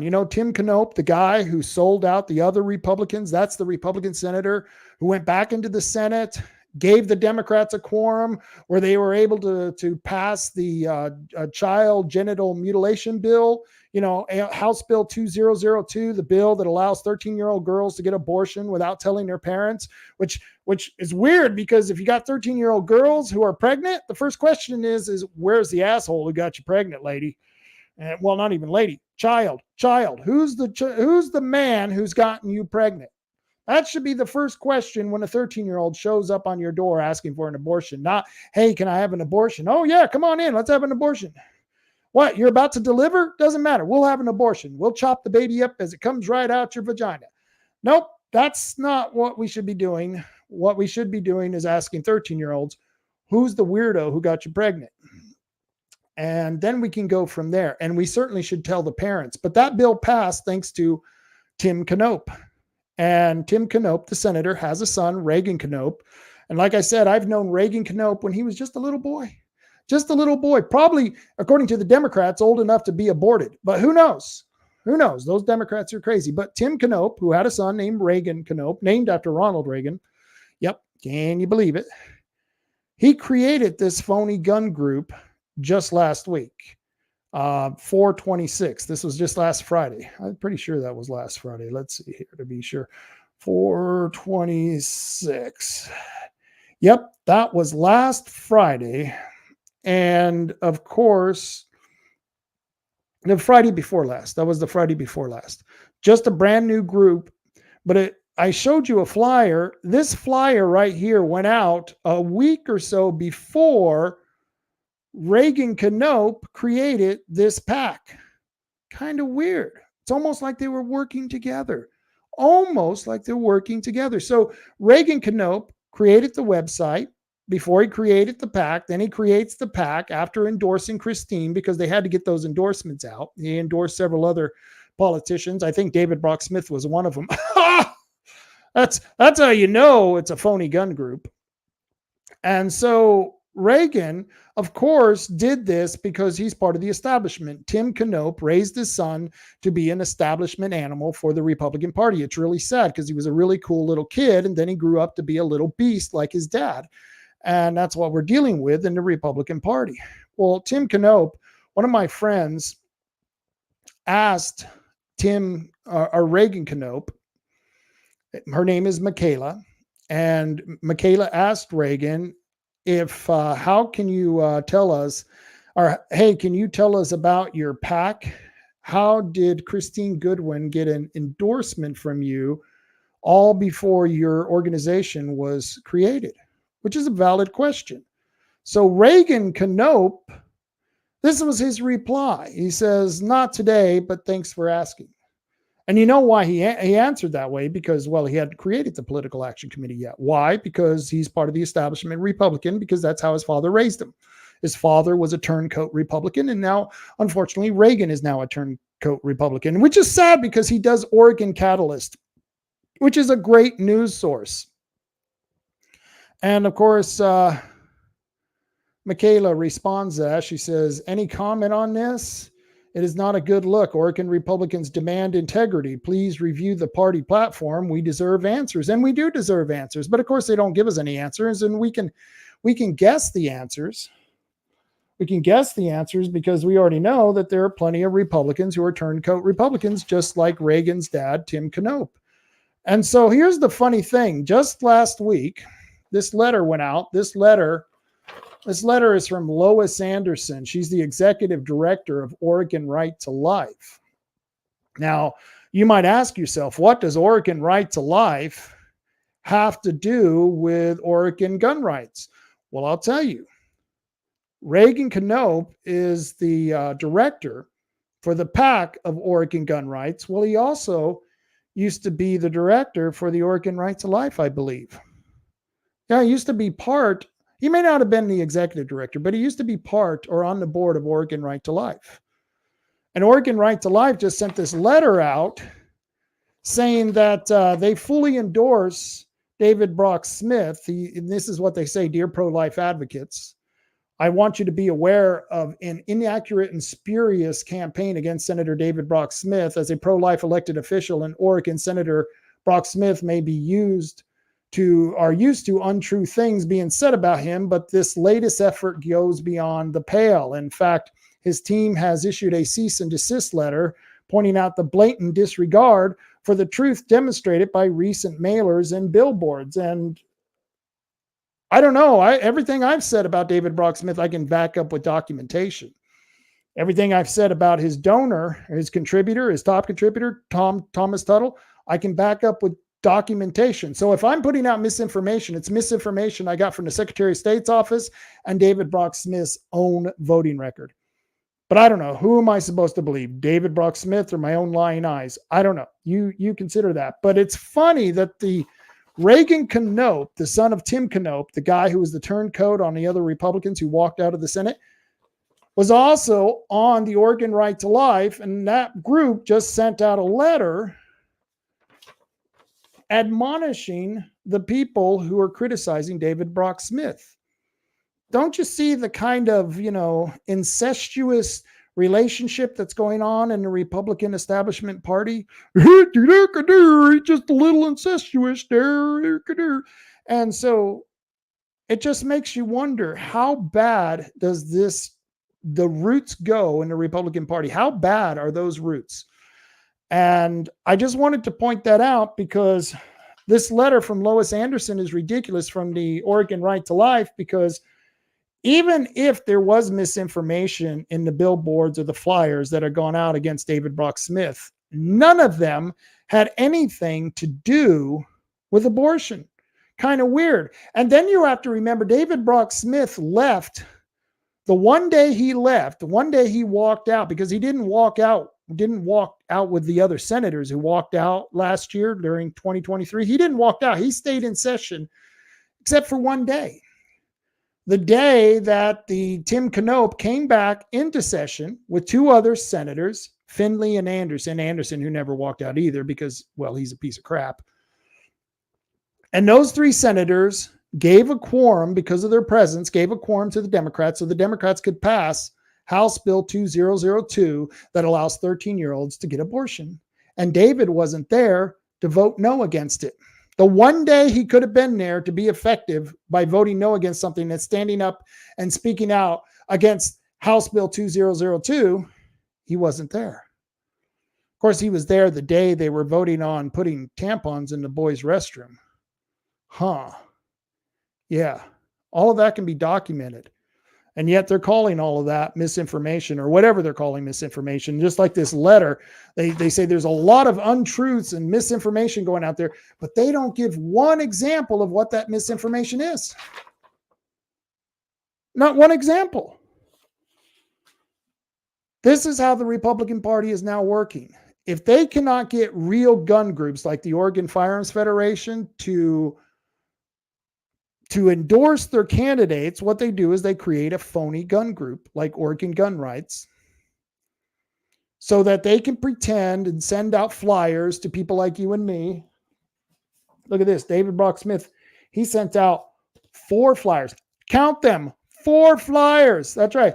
There's 1, 2, 3, 4. You know, those flyers, I imagine they cost anywhere between $30,000 and $40,000. That's 4 of them. That's $120,000 right there, if not more than $120,000. So that means to me that David Brock Smith is real worried about Todd Vaughn, and he's putting out all this garbage, because this is what most people do. This is what I'm going to do. I'm going to take this flyer, and I'm going to take this flyer, and I'm going to take this flyer, and I'm going to take this flyer, and I'm going to throw them all in the trash.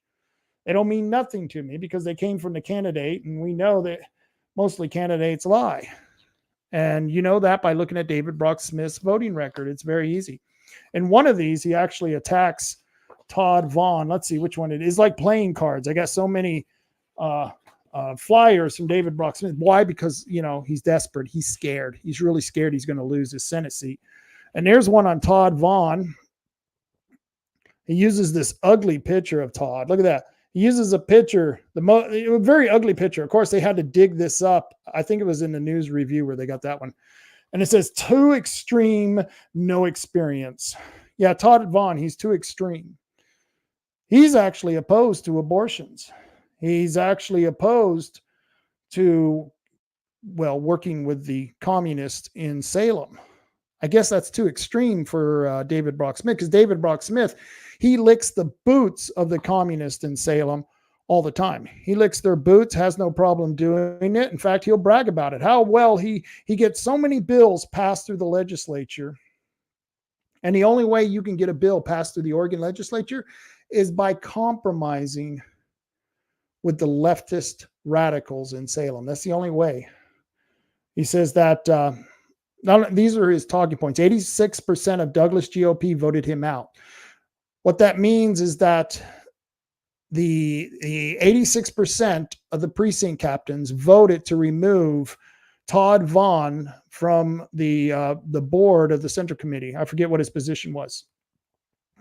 Well, I think he's still on the board. I think it was a specific position that he got removed from. And that's okay, because this is the establishment in the party that's supporting David Brock Smith, just like Reagan Knopp and his father, Tim Knopp, the turncoat Tim Knopp.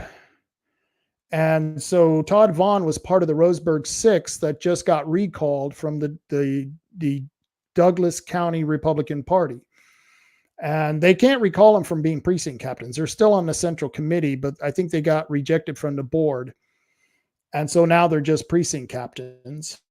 And so that's one of David's talking points in this flyer trying to mar Todd Vaughn's reputation. And it says connected to misinformation group.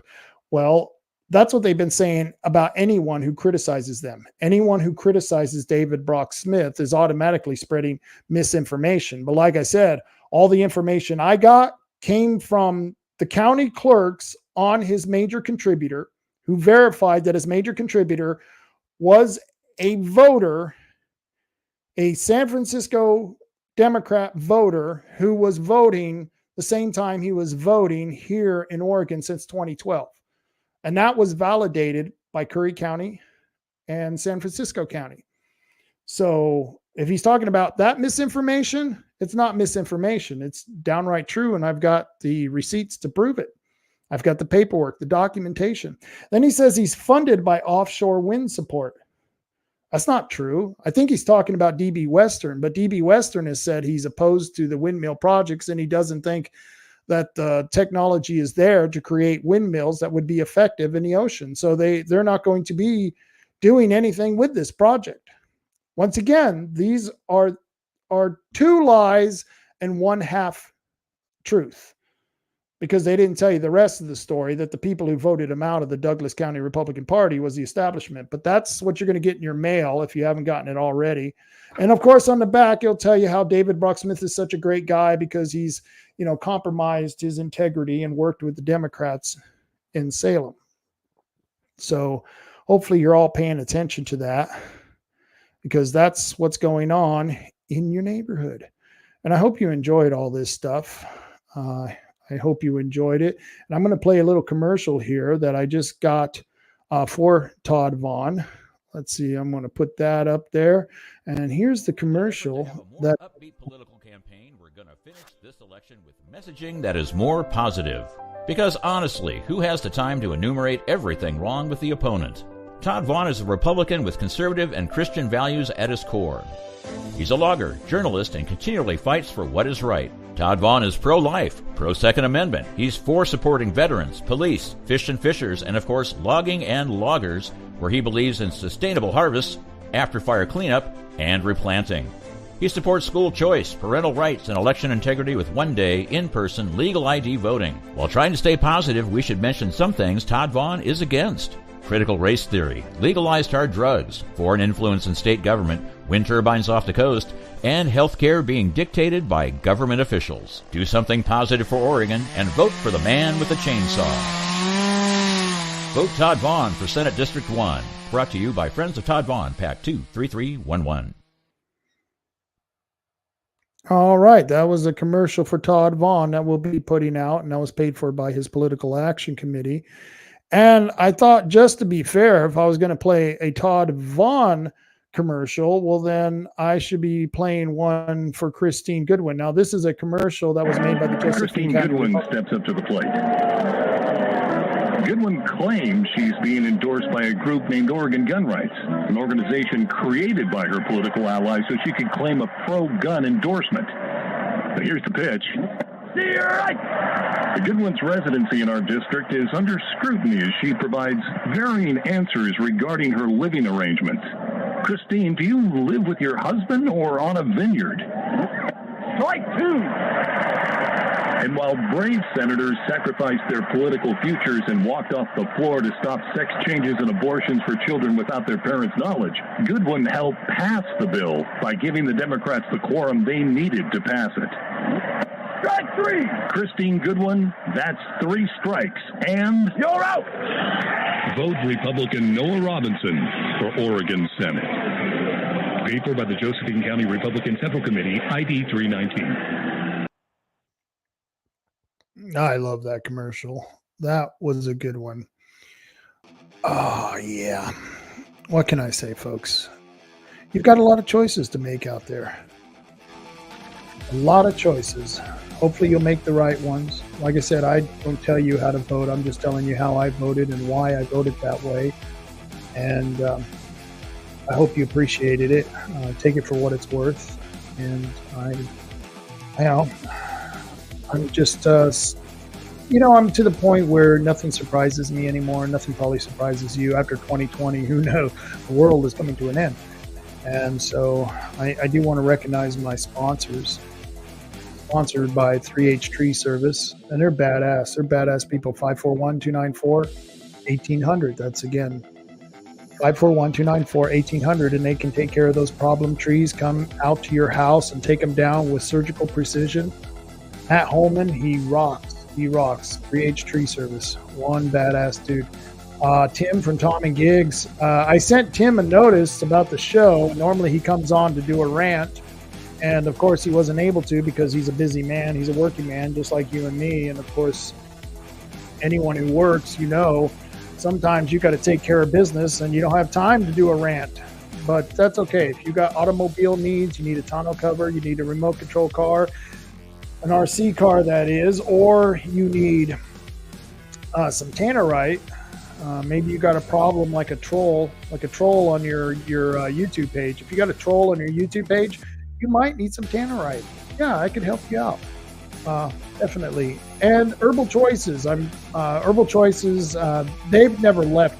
They've always been a supporter of mine, and I'm going to start talking about them coming up. I'm hopefully going to talk to a gentleman over there who runs Herbal Choices, and we're going to do a commercial out of the shop. And I know there's a lot of conservatives say, Rob, why are you promoting drugs?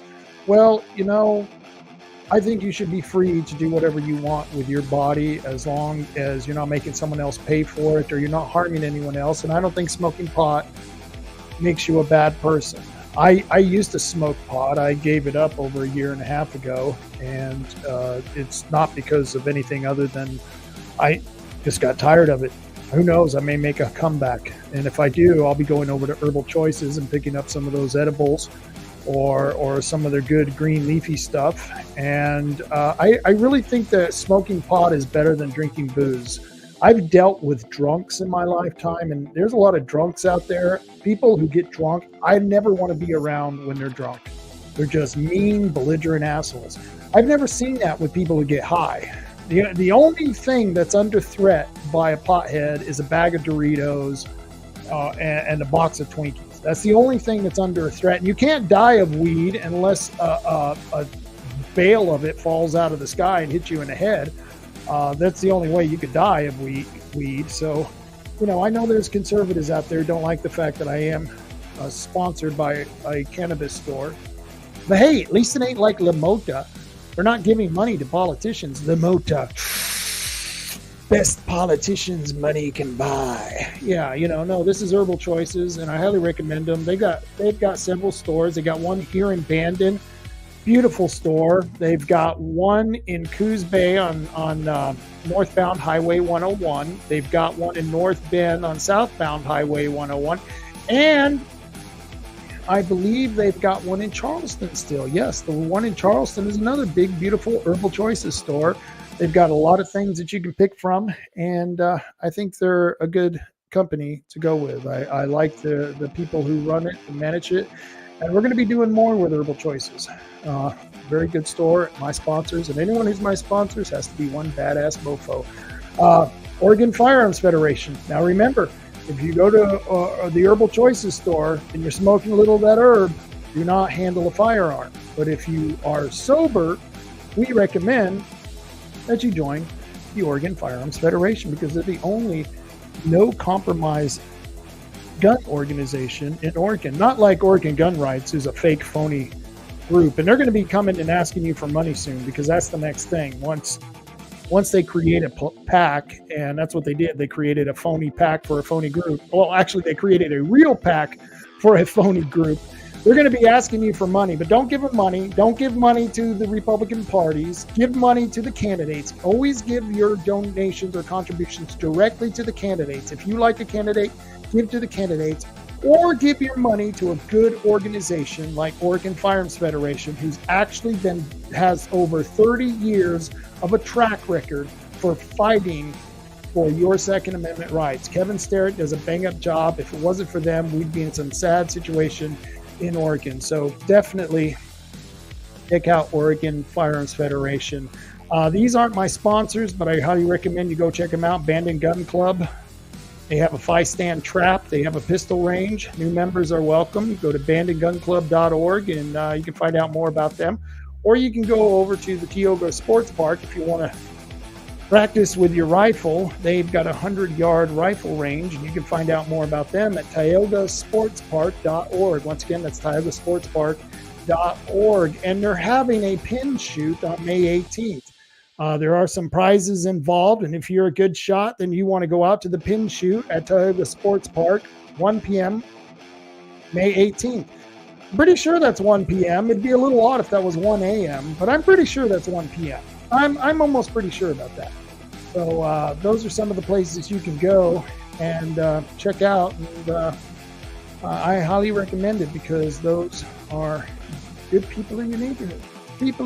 Let's go over to comments. Let's see if I got any good comments. Let's see. Oh, this is funny. Let's see what I got here. This is from Dave. Schrader's Farm and Feed. Myrtle Point selling freedom seeds and reloading supplies. No dog in the fight, just a happy consumer. Cool, Dave. Jeff Pete, he's laughing my fucking ass off. I'm glad I entertain. That's really what I try to do. I try to entertain, and Jeff, I appreciate it. I appreciate all you do out there. I'm glad you moved to Coos County, and I don't know how long you've been here, but I know you are a recent move-in, and I appreciate everything you're doing. You're kicking butt out there. Robert Elbert gives me a thumbs up. Oregon Outlaw 2000, he's laughing. I don't know what he's laughing at. Sometimes I say things that are just funny shit. I don't know. And sometimes I say things and I'm being serious and it's funny shit. So I just don't know. But that's okay. That's the kind of guy I am. Let's see. Oregon Outlaw says, have a good night, Rob. I will. I always have a good night. Gary Laundrie says, Rob, can I dox Christine? Yeah, please do. I think Christine is actually a dude who's now a chick, because he sounds like a dude who's now a chick and is a gender pretender. You know those gender pretenders. I don't know. If that's a real chick, I'm just doubting it. Like I said, I feel sorry for Christine's parents because, well, they got to put up with Christine. I'm sure she's a detriment to the family and they're ashamed. But, you know, what can I do? Grow your own. Alex Bowser. Yes, grow your own. You know, that is something you can do, and I highly recommend it. That's one of the the main reason I was fighting for marijuana legalization was so that people can grow their own. I mean, really, it's just a plant. It's a weed. Why not just grow your own and you don't have to worry? I don't know why the law was ever involved. To be quite honest with you, I'm the same way about mushrooms. You know, I don't give a damn if you want to take mushrooms. Just don't do it while you're driving down the road. You know, if you're a semi-truck driver, I don't want you out there on mushrooms. But if you're sitting at your house and you're with friends and you're not going to be hurting anyone, I really don't see a problem with doing magic mushrooms. And you can grow your own. And don't ask me how I know that. Let's see, Jeff. He's got another comment here. Bag of chips and TV with the sound off and music on. Yeah, I remember used to do that. That was after MTV stopped showing music videos. Yeah, I could sit there for hours, smoke a joint with a bag of Doritos and a 6-pack of beer, and watch MTV, stoned out of my mind, all night long with videos. But they stopped playing videos, so you just leave the TV on and crank up the radio, and that's how you do it. Yeah, I kind of get that. Dave, what does Dave say? LOL. You can mine lead and copper, but you can't grow it. Yeah, that is kind of sad. But you can grow it now. You can grow it now. Not in all the states, but you can now. Let's see. Repeal the 19th Amendment. I'm with you, Pete. I'm with you. Have you noticed since we've given women the vote, this country has taken a serious turn to the left? I'm not really downplaying you ladies. I love you ladies, and you know and I say it jokingly because I believe everyone who's above the age of 18 should have the right to vote. But damn, since we've given you women the right to vote, seems like the country has really gotten screwed up with all these entitlement programs and these feel-good issues that we're dealing with. Just seems a little weird. I don't know. Maybe it's just me. Alex says, reload your own. Well, we will. And let's see, Jeff Pete says 5 years. Okay. Dave says, good folks, check them out. Caroline Cheney says, Rob, are you recommended to Spain over Cruiser for Congress against oil? And yeah, I'm recommending to Spain. I don't know Cruiser. I'm not even sure how to pronounce her last name. But just the information I've had on it about how she's lying about the district she's in and how she's been running for a lot of different districts, that just seemed a little weird. I don't know the full story behind it. And since I don't know the full story and I've met Monica Despain, I am recommending Despain over Cruiser. I'm still not sure how to pronounce that name. Crourse, Cruiser.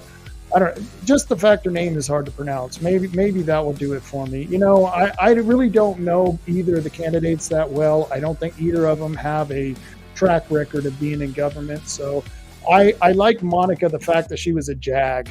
I've voted for people who have been a JAG before, and I really like how they conduct themselves. Great show. David Croc Smith needs to go. Yeah. Fuckgovernment.com. Yeah, I agree with you there. Fuckgovernment.com. David Bucksmith needs to go. Yeah, him and Dick Anderson, Boomer Wright, Court Boyce. They're all part of the same old boys network, and they all need to go. Let's see. George Carlin said, weed doesn't make you puke on your shoes. That is true. I've done that. Drank so much, you know, I've gotten so snot slinging drunk that I've actually puked on my shoes and everyone else's shoes who are around me. And no, weed doesn't make you do that. Alex Bowser, he's laughing out loud. And Gary, well, she also goes by Christine Boyle, Sandlin, Tackaberry, and yeah, she lives in Bandon and married to John. Oh, well, there you go. There you go, Christine. Gary Landry just doxed you, and so thank you, Gary. I appreciate that. You know, I feel sorry for John. I feel really sorry for John. He must be a very patient man. You know, John must be a saint. Anyone who can tolerate Christine must be a saint. So you got my kudos, John. I feel sorry for you. I'm sorry your wife is the way she is. Maybe you can get her some mental health. I don't know. She's more concerned about me than she spends more time making comments on my social media than she seems like she even talks with anyone else in her life. It's really weird. She's got this strange fixation on me, John. You might want to ask her about that, because I don't know what's going on, but really weird. She's really got a fixation on me. But don't worry, John. I'm going to block her once I get off of here and get onto my Facebook page. So no need to worry. I'm going to take care of that. And I want to thank you all for your comments. It's been a wonderful show. I really enjoyed it. And, oh heck, there's one more comment. One more comment came in. Let's see. I love it. A fusion of entertainment and news. That's what I try to do. I try to inform and entertain every show. So, okay, with that one, I'm now out of here. I'm going to listen to this. I love this. It's called The Raid. Yep. Marty helped me with this, and Marty out to my intro called Raid.